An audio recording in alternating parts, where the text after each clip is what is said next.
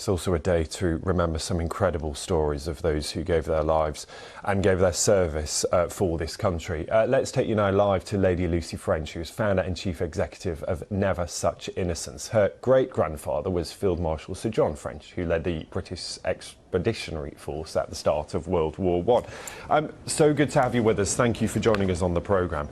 And I'm right in saying you are reading a poem, aren't you, at events there at the Cenotaph today. Just tell us a little bit about your role in this. Yes, indeed. I will be reading Perhaps 1916 by Vera Brittain, a very poignant poem for a very important day today.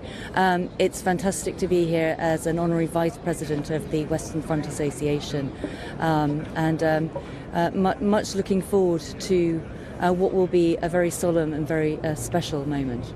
And tell us a little about your great-grandfather, Sir John French. As we said, he led the British Expeditionary Force at the start of World War I. And of course, on days like this, we remember their service. How will you remember his memory and honour his memory? I think my great-grandfather has played a huge part in my life. I heard stories of him and the things that he did during the Great War as a child growing up, and I've always really wanted to make his legacy continue on through the work that I've done with Never Such Innocence in giving young people the opportunity to have a voice on conflict. And I think today is a day when we all remember. It's a day that unifies the nation when we come together for that act of silence at 11. Yes, and tell me a little about the poem. You said there it's called Perhaps, and it's written by a World War I nurse and poet, isn't it? I won't ask you to recite it because that is exactly what you will do at 11 o'clock, but just give us a sense of what the poem tells us and what insight it gives us into some of the difficulty, some of the atrocity of the First World War. I think Vera Brittain's poem is absolutely symbolic of the grief, the absolute sense of loss that so many people felt during the Great War. The losses were extraordinary, and I have to say, having read the poem many times in the last few weeks, it never ceases to move me, because the raw emotion that Vera conveys through her words is something extraordinarily special, and I think will touch so many people around the nation and around the world today.